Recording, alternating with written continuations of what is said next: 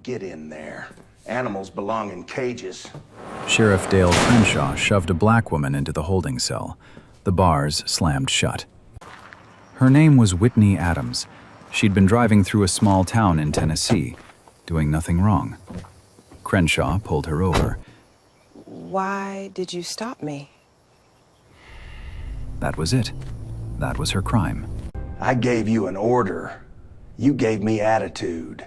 Dogs that bark get put in the kennel, so sit like a good girl. Whitney's wrists were bruised from the cuffs. Her hands were shaking. But her voice wasn't. You're going to regret this, Sheriff. Nobody's coming for you, monkey. He walked away whistling. 5 minutes later, his phone rang. The voice on the other end didn't come from the county. And what happened next buried Dale Crenshaw's entire career before he even hung up. 6 hours earlier, Whitney Adams was standing in her kitchen in Arlington, Virginia, barefoot, coffee in one hand, phone in the other. She wasn't wearing a blazer, no heels, no Pentagon badge clipped to her chest, just a white cotton blouse, jeans, and her hair pulled back in a low bun. On the counter sat a cake box. Vanilla buttercream, her mother's favorite. Next to it, a wrapped gift, a leather photo album she'd spent 3 months putting together. Baby photos, graduation, her swearing-in ceremony. 60 years of memories pressed between 2 covers. Whitney's mother, Mama Lou, was turning 78. She lived alone in a small house outside Knoxville. Bad knees, good spirit. She still called Whitney every Sunday morning at 7 sharp, no matter what. This weekend was the one Whitney had circled on her calendar for months. No meetings, no briefings, no classified folders. Just her, the open road, and her mama's birthday. She loaded the cake into the back seat of her silver Nissan Altima, locked her apartment, started driving south. No motorcade, no security detail, no driver. Just a woman going home. That was the thing about Whitney Adams. At the Pentagon, she was Deputy Assistant Secretary of Defense. She oversaw a $2.3 billion cybersecurity budget. She sat in rooms where generals took notes when she spoke. She had a direct line to people whose names never showed up in the news. But behind the wheel that morning, with gospel music playing low on the radio and the Virginia hills rolling past her window, she was just a daughter with a dented cake box and a long drive ahead. She grew up poor, East Tennessee, a house with 2 bedrooms and 5 people. Her mother cleaned offices at night and braided hair during the day. Her father drove trucks until his back gave out. Whitney earned every single thing she had. Scholarship to Howard University, law degree from Georgetown, recruited by the Department of Defense at 26. By 41, she held one of the highest civilian positions in the building. But none of that was written on her forehead. And on a Tennessee highway, none of that mattered. All anyone saw was a black woman driving alone. Now let's talk about where she was headed, and the stretch of road that changed everything. Harmon County, Tennessee. Population 4,812. 1 traffic light. 1 gas station. 1 main street with a diner, a barber shop, a hardware store, and a tiny hair salon owned by a woman named Edna Calloway. Small town. Tight grip. The biggest building in Harmon wasn't the church. It was the sheriff's station. A squat brick box with an American flag out front and a name painted on every cruiser door. Sheriff Dale Crenshaw. Crenshaw had run Harmon County for 22 years, unopposed in 4 elections. His photo hung in the diner. His cousin ran the tow yard. His brother-in-law sat on the county board. He was the law, the judge, the jury, and everybody knew it. But here's what the people outside Harmon County knew. Over the past 5 years, 83% of traffic stops on Highway 11 involved black or brown drivers. 83%. In a county that was 91% white. 3 civil complaints had been filed against the department. 3. Every single one was dismissed by Crenshaw's own office.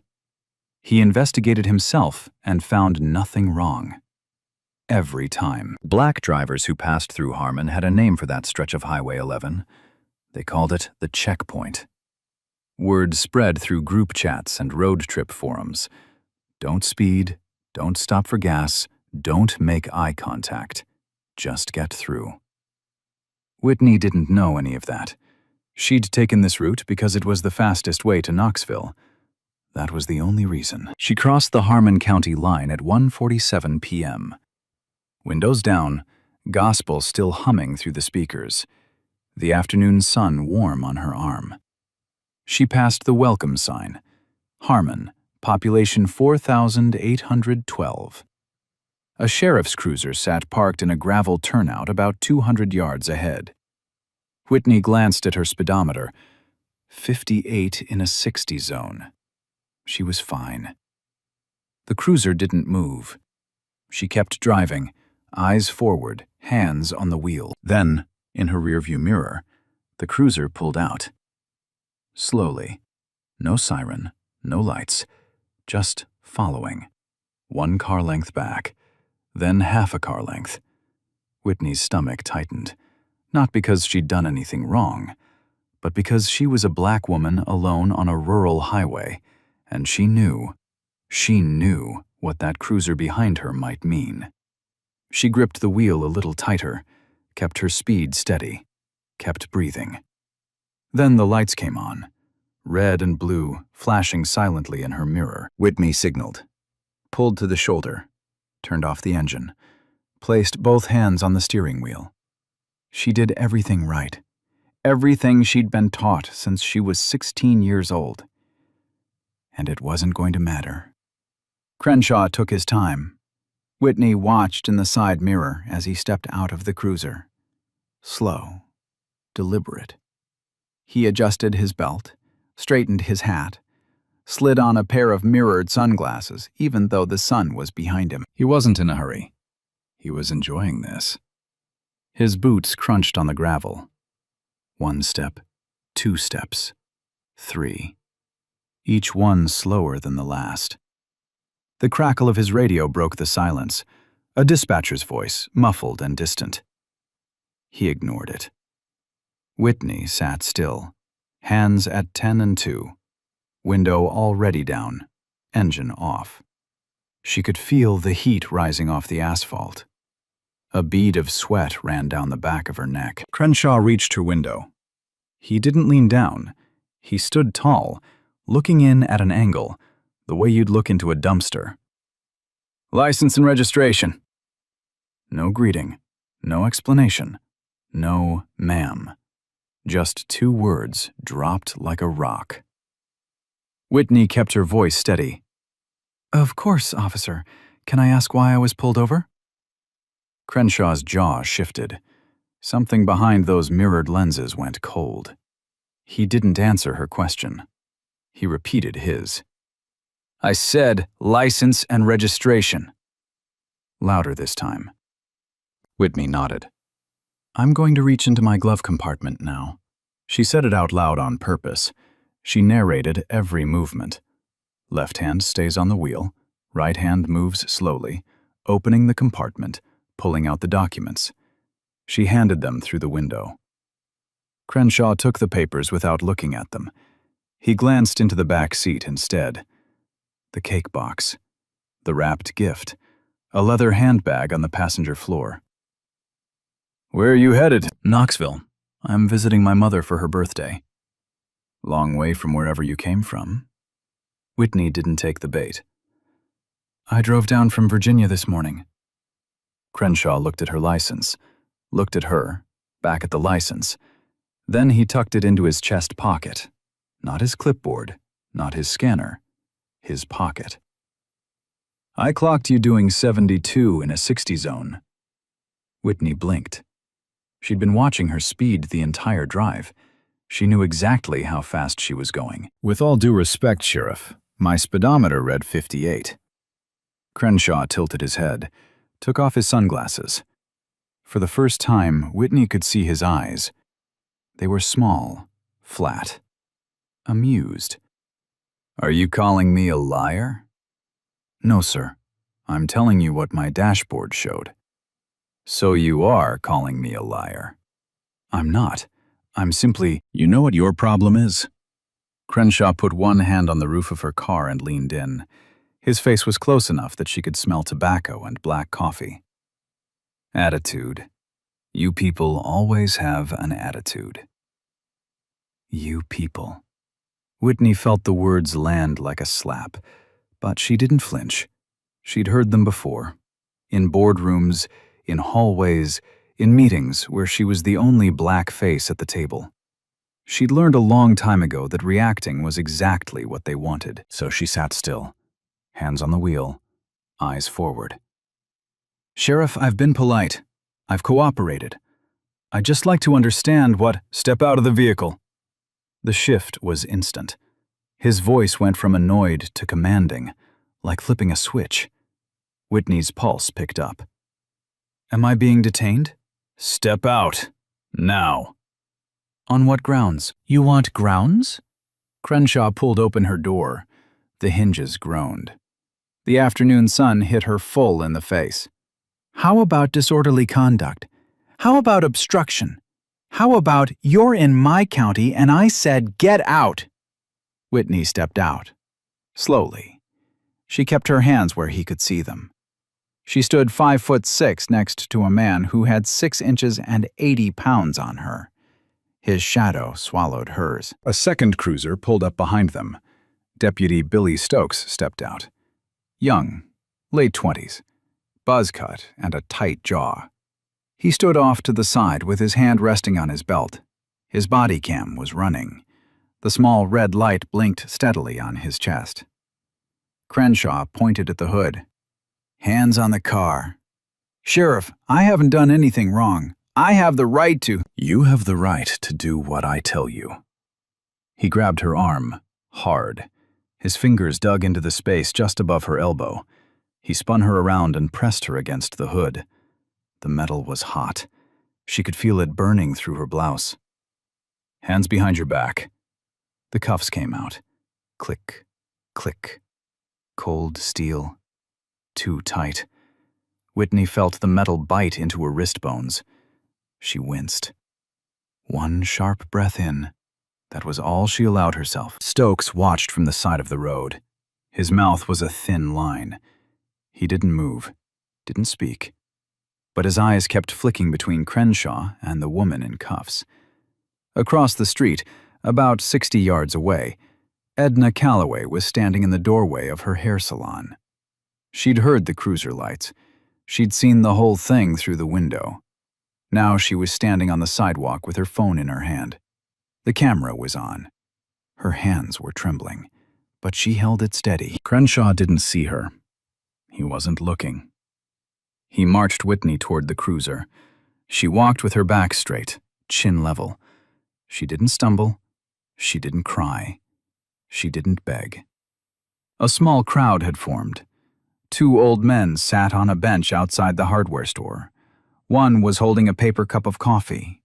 He shook his head, once, barely, then looked at the ground. The other one didn't even look up. A woman in the diner pressed her face to the glass, then turned back to her plate. Nobody said a word. Crenshaw opened the back door of the cruiser. He put his hand on top of Whitney's head, the way you see in movies, the way they push you down, and guided her in. But guided is a polite word. He shoved. Her hip caught the door frame. As he shut the door, he looked at the small crowd and said it loud enough for everyone on the block to hear. "Maybe next time you'll think twice before giving a man with a badge an attitude." He said it like a lesson, like a warning, like this was completely normal. Whitney sat in the back of the cruiser. The vinyl seat was cracked and sticky. The partition between her and the front seat smelled like disinfectant and sweat. She could hear the dispatch radio crackling. Somewhere, a fly buzzed against the window. She looked through the glass at her silver Altima on the shoulder, the driver's door still hanging open. Inside, on the floor of the back seat, the cake box had slid off and hit the carpet. The corner was crushed. Crenshaw pulled the cruiser onto the road. Stokes followed in the second car. No siren, no rush. Just a slow, casual drive. 6 blocks. To the Harmon County Sheriff's Station. Whitney didn't say a word the entire ride. She sat with her cuffed hands pressed against the small of her back and stared straight ahead. She wasn't broken. She was calculating. And Dale Crenshaw had no idea what he'd just set in motion. The Harmon County Sheriff's Station smelled like burnt coffee and old carpet. Whitney was walked through the front door, down a short hallway lit by buzzing fluorescent tubes, and into a processing room. The paint on the walls was the color of old teeth. A water stain on the ceiling tiles spread out like a bruise. Crenshaw uncuffed her, but only for processing. "Stand there, face forward." The mugshot camera clicked. Flash. White light. Then again from the side. Next came fingerprints. A clerk, a thin woman with reading glasses and no expression, pressed Whitney's fingers into the ink pad one by one, rolled each one across the card. Didn't make eye contact. Didn't say a word. Whitney's hands were steady, but inside something was burning. Not fear. Something sharper. The kind of anger that doesn't scream. It waits. Crenshaw watched the whole thing from the doorway, arms crossed, leaning against the frame like he was supervising a routine oil change. "Booker," he told Stokes. "Disorderly conduct, obstruction, resisting arrest." Whitney turned her head. "Resisting? I didn't resist anything." Crenshaw smiled. "You opened your mouth. That's enough." Stokes typed the charges into the system. His jaw was tight. His fingers hesitated on the keyboard, just for a second, before he kept going. Whitney was led to the holding cell at the end of the hall. A concrete box, 8 feet by 8 feet, a metal bench bolted to the wall, a steel toilet in the corner with no seat and no door. A single fluorescent tube overhead that flickered every few seconds like a dying heartbeat. The bars closed behind her. The lock clicked. Crenshaw dropped her personal effects into a clear plastic bin at the front desk. Her phone, her wallet, her car keys, a pack of gum, a leather notebook, and her Pentagon ID badge. It was inside a plain black leather case. It landed face down in the bin. He didn't look at it, didn't open it, didn't care. "There," Crenshaw said. "Let her cool off. She can have her call in the morning." "She's entitled to a call now," Stokes said quietly. Crenshaw looked at him, slow, the kind of look that said, "Don't. She'll get her call when I say she gets her call." Stokes looked at the floor, said nothing. Whitney sat on the metal bench. The surface was cold. She could feel every bolt through the thin fabric of her jeans. The fluorescent light buzzed and flickered above her. A faint drip came from somewhere. A pipe in the wall, maybe. Steady. Relentless. She could hear them laughing in the front office. Crenshaw's voice, loud, casual. He was telling Stokes a story about a fishing trip. Like nothing had happened. Like she didn't exist. Whitney closed her eyes. She thought about her mother. Right now, Mama Lou was probably sitting on her porch in Knoxville, looking at the road, wondering when her daughter's car would pull into the driveway. She thought about the cake on the floor of her Altima, the photo album in the trunk. 60 years of memories she'd assembled page by page. She thought about the briefing she was supposed to dial into at 3, a cybersecurity review she'd promised General Prescott she wouldn't miss, even on her day off. It was already past 2:30. She opened her eyes. In the upper corner of the cell, she noticed a camera. Small, dusty, a tiny red light blinking beside the lens. Whitney stood. She walked to the center of the cell, looked directly into the camera, and spoke clearly. "My name is Whitney Adams. I am the Deputy Assistant Secretary of Defense of the United States. I have been arrested without probable cause by Sheriff Dale Crenshaw of Harmon County. The time is approximately 2:45 p.m. The camera kept blinking. Nobody was watching the monitor. Meanwhile, Crenshaw had moved on to something else. Something he had no legal right to do. He walked outside, crossed the small parking lot to where Whitney's silver Altima had been towed. Stokes had driven it back from the highway's shoulder. Crenshaw tried the trunk. Locked. He went around to the driver's side, found the trunk release, and popped it open. No warrant, no consent, no probable cause beyond 3 charges he'd made up himself. Inside the trunk, he found a charcoal garment bag, a wrapped birthday gift, a leather briefcase, locked with a combination clasp. He forced it open. The clasp bent and snapped. Inside, a Pentagon stamped laptop. A sealed folder marked Confidential, DoD Use Only, and a laminated access card for the E-ring of the Pentagon, the innermost corridor, where the Secretary of Defense and the Joint Chiefs worked. Crenshaw stared at the folder. He didn't fully understand what he was holding, but the words were right there. Department of Defense. Confidential. The Pentagon seal, 5 concentric rings, embossed in blue and gold. His fingers hovered over the folder for 3 seconds. Then he put it back, closed the briefcase, shut the trunk. He didn't tell Stokes. He didn't call anyone. He walked back inside, sat down at his desk, and said nothing, like it never happened.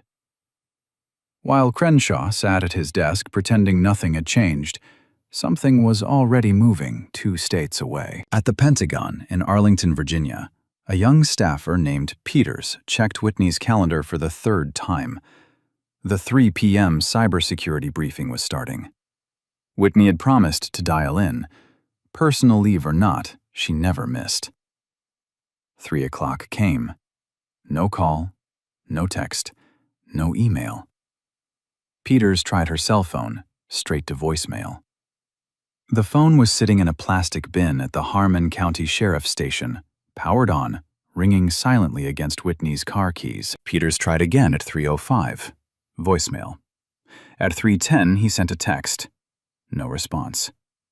At 3:15, he picked up his desk phone and called the one person he knew would take this seriously, General Nolan Prescott, 3-star general, Whitney's direct superior.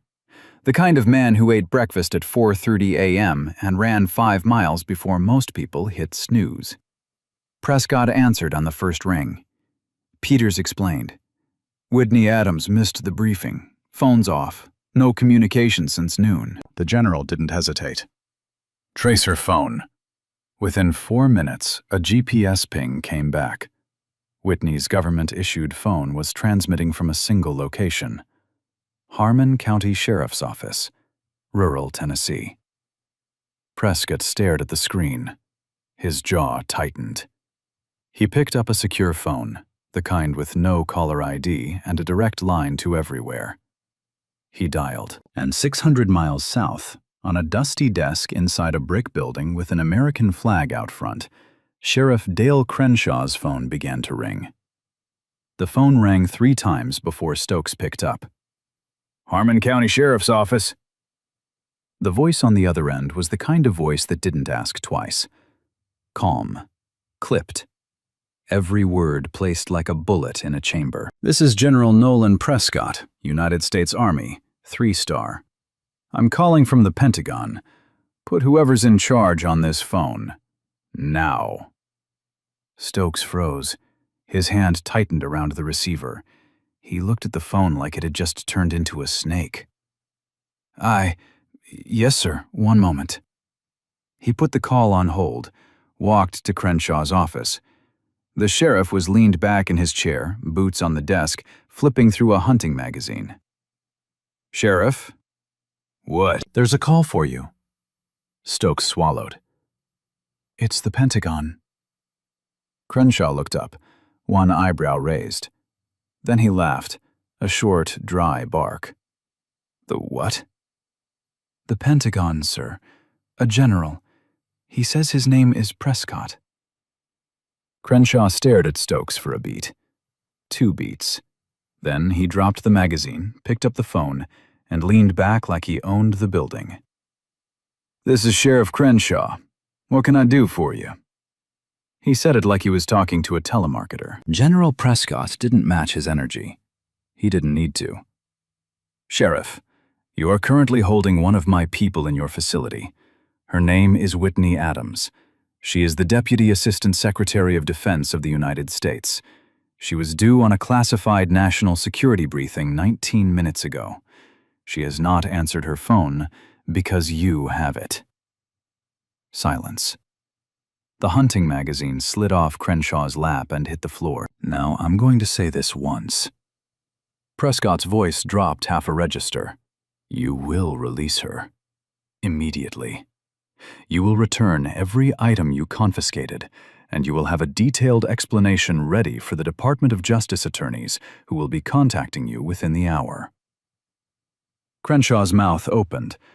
Nothing came out for a full 2 seconds. I don't know what you're talking about. We picked up a woman for disorderly conduct, that's all. Routine stop." "There is nothing routine about what you've done. I have her GPS location pinned to your building. I have her phone signal sitting inside your station. If she is not released, unharmed, in the next 10 minutes, you won't be dealing with me, Sheriff. You'll be dealing with federal marshals." The line went dead. Crenshaw sat there, the receiver still pressed to his ear, the dial tone humming. His face had gone the color of old paper. 5 seconds passed. Then he moved, fast, faster than Stokes had ever seen him move. He lunged for the plastic bin on the front counter, dug through it, pulled out the black leather case he'd tossed aside an hour ago, flipped it open, and there it was. Whitney J. Adams, Deputy Assistant Secretary of Defense, Department of Defense, the Pentagon. Her photo, the Pentagon seal, a holographic security strip that caught the fluorescent light. Crenshaw's hands were shaking. Actually shaking. The leather case almost slipped from his fingers. He rushed down the hall, his boots hammered on the concrete. He fumbled the keys twice before he got the right one into the lock. The cell door swung open. Whitney was sitting exactly where he'd left her, back straight, hands on her knees, eyes level. She hadn't moved, she hadn't paced, she hadn't screamed or cried or rattled the bars. She'd waited. Like a woman who'd sat through 4-hour national security briefings, like a woman who'd stared down rooms full of generals and never blinked. Crenshaw's voice cracked. "Ma'am, there's been a misunderstanding." Whitney stood, slowly. She smoothed the front of her torn blouse. She looked at the red marks on her wrists, both sides raw from the cuffs. And then she looked at him. "There was no misunderstanding, Sheriff. You understood exactly what you were doing." Crenshaw opened his mouth, closed it, opened it again. If you'd told me who you were, I shouldn't have to tell you who I am for you to treat me like a human being." That sentence landed like a grenade in a quiet room. Crenshaw had nothing. No comeback, no authority, no badge big enough to cover what he'd done. He stepped aside. Whitney walked past him, down the hallway, through the front office. Stokes was standing near the counter. He wouldn't make eye contact. His hands hung at his sides. The body cam on his chest was still running. Whitney collected her things from the plastic bin. Phone, wallet, keys, badge. She checked her phone. 11 missed calls. 5 from Peter's, 4 from Prescott's office, 2 from numbers she didn't recognize. She put the badge around her neck, let it hang in plain sight. The Pentagon seal faced out. Then she walked through the front door and into the afternoon sun. Edna Calloway was standing on the sidewalk across the street, phone still in her hand. Their eyes met. Whitney nodded. Edna nodded back. Whitney got into her Altima. The dented cake box was still on the floor behind the passenger seat. She reached back, picked it up, and set it gently on the seat beside her. She dialed General Prescott. "I'm out. I'm fine." A pause. "And, General, I want this handled." She hung up, put the car in drive, and pulled away from the Harmon County Sheriff's Station without looking back. Inside, Crenshaw stood at the front window, watching her taillights disappear down Main Street. His reflection stared back at him in the glass. For the first time in 22 years, Dale Crenshaw looked small. The moment Whitney's taillights disappeared, Crenshaw's world started cracking. He stood at the window for 10 seconds. 15. His reflection stared back at him, smaller than it had ever looked. Then he turned and moved, fast. Not like a man in charge, like a man trying to outrun something he couldn't see. He grabbed the desk phone and dialed the county attorney, a man named Howell, who played poker with him every Thursday night. "Ed, it's Dale. I need to talk to you." "What's going on?" I picked up a woman today. Traffic stop. Routine. Turns out she's some kind of federal official. Pentagon. And I just got a call from a general. A real one. Silence on the other end. A long one. "Dale, what exactly did you charge her with?" Disorderly, obstruction, resisting. Did she resist? Crenshaw hesitated. That hesitation said everything. "Dale, stop talking. Right now. Don't call anyone else. Don't talk to the press. Don't talk to your deputies. Call a lawyer. A real one, not me." The line clicked off. Crenshaw set the phone down. His hand left a smear of sweat on the receiver. He turned to Stokes. The deputy was standing by the filing cabinet, arms crossed, watching. "Billy, pull the body cam footage from today." Stokes didn't move. "Why?" "Just pull it. I want to review it." Review it. They both knew what that meant. Crenshaw didn't want to review anything. He wanted it gone, erased, like the stop never happened. Stokes looked at him. For a long moment, neither of them spoke. The fluorescent light above them buzzed and flickered. The clock on the wall ticked. Then Stokes shook his head. "No."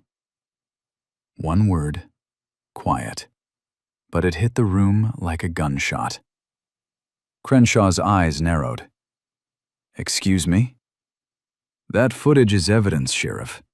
I'm not touching it. You work for me, Billy. I work for the county, and I'm not going to prison for you." Crenshaw took a step forward. His face was red. A vein in his neck pulsed. For a second, it looked like he might grab Stokes by the collar, but he didn't. Because somewhere deep in the back of his brain, past the arrogance, past the ego, past 22 years of doing whatever he wanted, a small voice was telling him that the ground beneath his feet had already shifted. And every move he made from this point forward was being watched. He turned away, sat down at his desk, said nothing. 2 hours later, they arrived. 2 black SUVs pulled into the gravel lot of the Harmon County Sheriff's Station at 5:42 p.m. No sirens, no lights, just the quiet crunch of tires on stone. 4 agents stepped out. Dark suits. FBI field office, Knoxville. 2 men, 2 women. Badges out. Faces blank. They walked through the front door like they owned the building. The lead agent, a tall woman with short gray hair and no expression, placed a federal evidence preservation order on the front counter. Sheriff Crenshaw, I'm Special Agent Dillard, FBI. We're here to secure all evidence related to the arrest of Whitney Adams. Dashcam footage, body cam footage, station surveillance, booking records, vehicle search logs, everything. Crenshaw tried to shake her hand. She didn't take it. Look, this was a misunderstanding. A routine traffic stop that got... We're not here to discuss the stop, Sheriff. We're here to collect evidence. You can cooperate, or we can come back with a warrant in 40 minutes. Your choice. He cooperated. The agents moved through the station like surgeons, methodical, silent. They pulled the body cam files from Stokes's unit, untouched, unedited, every second intact. They downloaded the dash cam footage from Crenshaw's cruiser. They copied the surveillance feed from the holding cell camera, the one that caught Whitney standing in the center of her cell, looking directly into the lens, stating her name and title. They photographed the plastic bin with her personal effects. They photographed the booking sheet. They photographed the holding cell. Then they turned to Crenshaw. "Your badge and firearm, Sheriff." His mouth opened. "You can't. You are being placed on immediate administrative suspension pending a federal investigation. Your badge and your firearm. Now." Crenshaw's hand moved to his hip, hovered over his holster. For 3 seconds, the room was silent. Then he unclipped the badge from his belt, set it on the counter, pulled his service weapon from the holster, laid it beside the badge. The metal clinked on the countertop. 2 small sounds, but they echoed through that station like the end of something. Agent Dillard placed both items into evidence bags, sealed them, signed the labels. "The Department of Justice Civil Rights Division has opened a preliminary investigation into your conduct, false arrest, illegal search and seizure, Fourth Amendment violations, and potential federal civil rights violations under 42 U.S.C. Section 1983. You'll be contacted by their office within 72 hours. Crenshaw said nothing. His hands hung at his sides. Empty. No badge, no gun, no authority. The agents left at 6:30 p.m. The SUVs backed out of the gravel lot and disappeared down Main Street. Crenshaw stood in the middle of his own station, the station that had his name on the door, his photo on the wall, his rules in every room. He stood there for a long time, alone. Then his phone buzzed. A text from an unknown number. A local reporter. "Sheriff Crenshaw, we've received reports of a federal investigation into a traffic stop today. Do you have a comment?" He shouldn't have replied. His attorney hadn't even been hired yet. But Crenshaw, the same man who couldn't stop himself from calling Whitney girl, who couldn't stop himself from saying your kind, couldn't stop himself now either. He typed back, "This is political. They're coming after me because she's got powerful friends." That quote hit the internet by 9 p.m. By midnight, it was national news, and Dale Crenshaw had just handed the world the shovel to bury him with. Sunday evening. Edna Calloway sat in her living room, a small house 3 blocks from her salon. Floral couch, TV on mute, a cup of tea going cold on the table. Her phone was in her hand. She'd been staring at the video for 2 hours, watching it, rewinding it, watching it again. The footage was shaky. Her hands had been trembling the whole time. But the audio was clear. Every word. Crenshaw's voice. The cuffs clicking. Whitney's shoulder hitting the cruiser doorframe. And the line that cut through everything.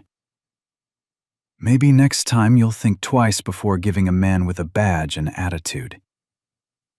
Edna's thumb hovered over the share button. She was 63 years old. She'd lived in Harmon her whole life. She knew what happened to people who made trouble in Crenshaw's town. A health inspection that suddenly finds violations, a parking ticket every week, a cousin who loses a county contract. She knew the cost. She pressed share. By Monday morning, the video had 200,000 views. By Monday night, 2 million. The comments section was a wildfire. Share after share after share. Quote tweets, reaction videos, screenshots of Crenshaw's face frozen mid-smirk. The hashtag wrote itself. Hashtag Justice for Whitney. It trended nationally by Tuesday. CNN picked it up first, then MSNBC, then every local affiliate in Tennessee. The chyron ran across every screen in every airport lounge and waiting room in America. Pentagon official arrested by small-town sheriff for attitude. Reporters descended on Harmon County like a storm front. Satellite trucks lined Main Street. Camera crews stood outside the sheriff's station, outside the diner, outside Edna's salon. Whitney made no public statement, not one word. No press conference, no interview, no tweet. She let the evidence speak. And while the cameras swarmed Harmon, a journalist named Tricia Holloway was already 3 steps ahead of everyone else.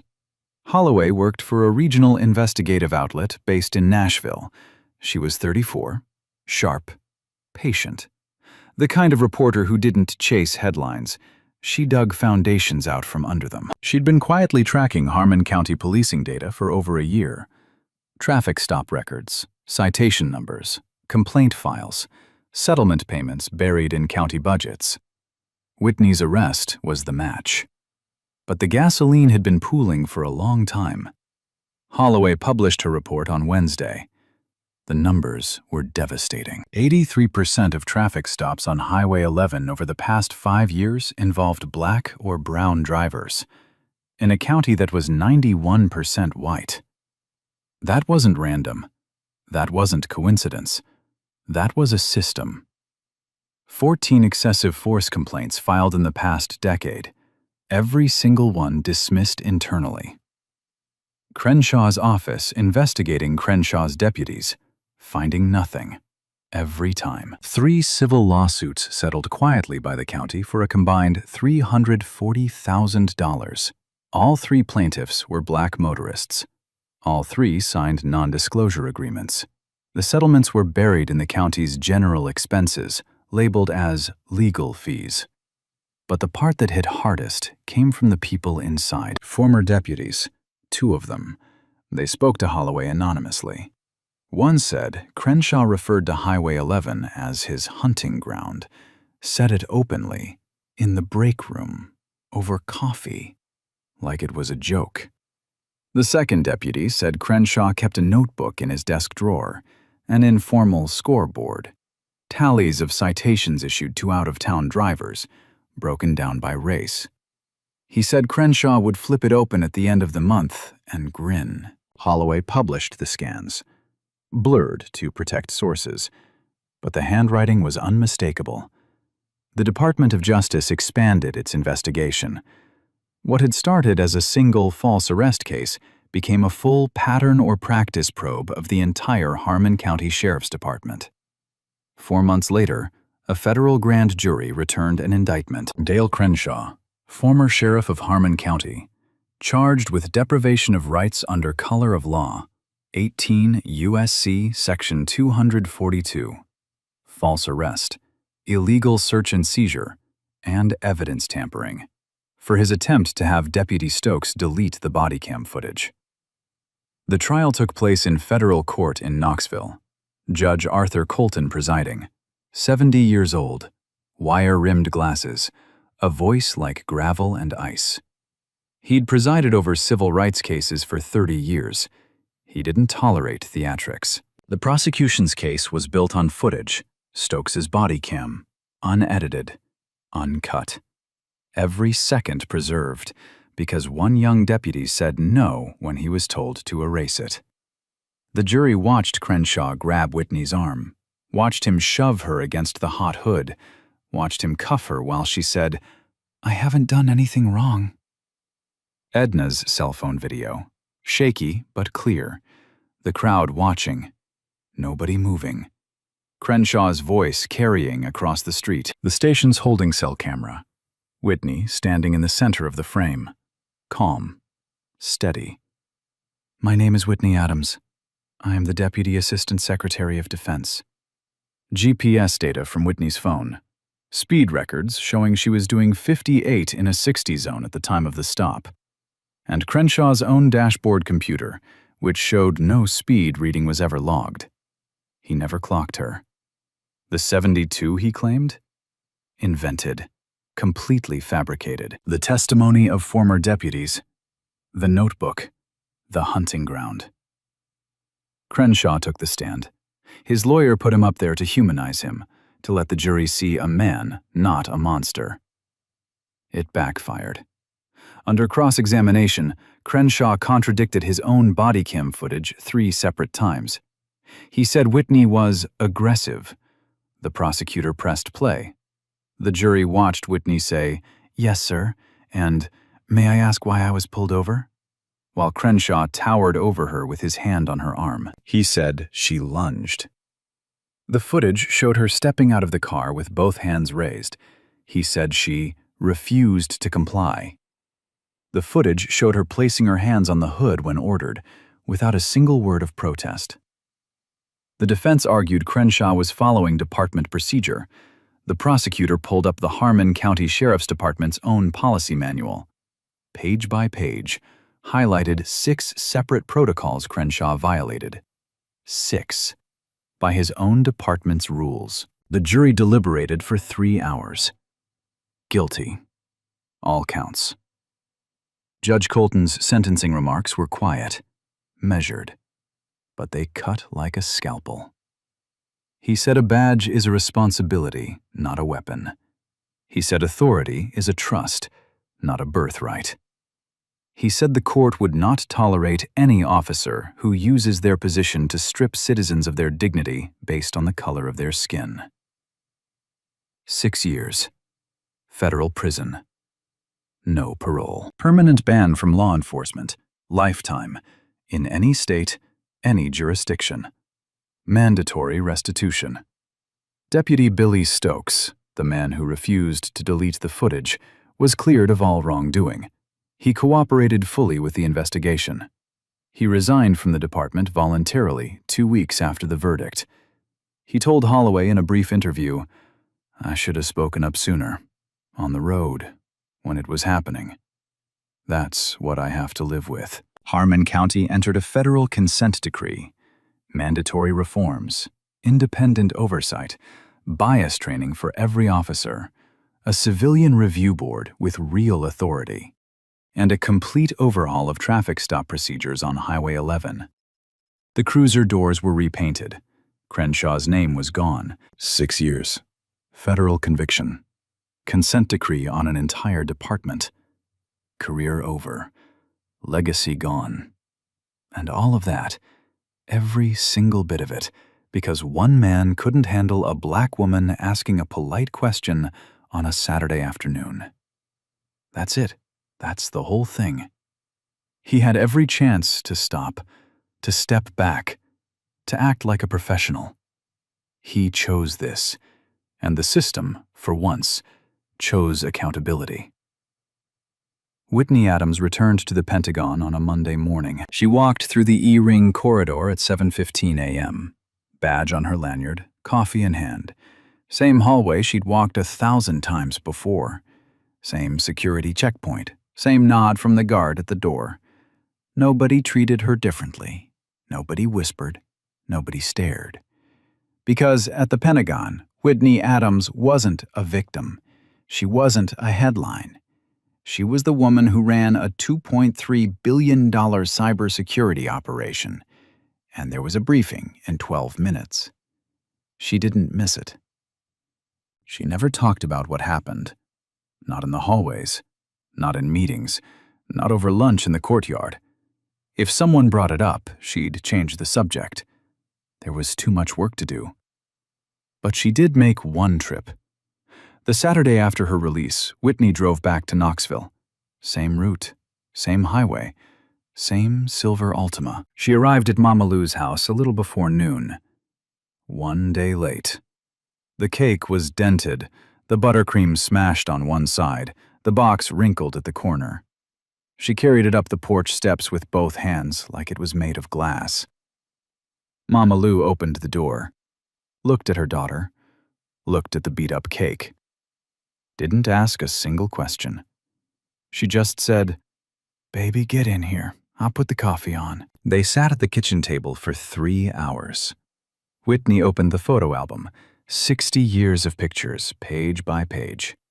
Mama Lou cried twice, laughed 5 times, said it was the best birthday she ever had. The cake tasted fine. 6 months after the trial, Whitney was promoted. Assistant Secretary of Defense for Homeland Defense, the highest civilian cybersecurity position in the building. She now oversaw the largest digital defense apparatus in the Western Hemisphere. She gave one interview about the incident. One. A 9-minute segment on a Sunday morning news show. She sat across from the host in a navy blazer, hands folded, voice even. She said, "I didn't survive that day because of my title. I survived it because I kept my composure. But no one should have to survive a traffic stop." That quote was shared 4 million times in 48 hours. 3 months later, Whitney launched the Adams Initiative for Accountability in Policing, a legal defense fund for people arrested during pretextual traffic stops. The fund provided attorneys, covered bail, and connected victims with civil rights organizations. In its first year, the fund took on 91 cases across 14 states. Dale Crenshaw reported to federal prison on a Tuesday morning. No cameras, no crowd, no supporters on the courthouse steps. He walked in wearing khakis and a white dress shirt. No badge on his chest, no gun on his hip, no mirrored sunglasses. Just a man in a pair of shoes that squeaked on the federal facility floor. Back in Harmon, things changed slowly, the way small towns change. Not overnight, not with a bang, but brick by brick. Crenshaw's name was scraped off the cruiser doors. His photo came down from the diner wall. The nail hole stayed for a while, a small dark circle where his frame used to hang. Edna Calloway's salon stayed open. Same spot, same hours, same chair by the window where she'd been standing the day she pressed record. She framed a screenshot of the video, hung it near the front register. Underneath, she taped a small handwritten note on yellow paper. "I saw something, so I said something." Customers read it every day. Most of them nodded. Some of them stopped and stared at it for a long time. Now, here's what I need you to understand. Whitney Adams is exceptional. Her title, her career, her connections. She had a 3-star general on speed dial and the entire Department of Defense behind her.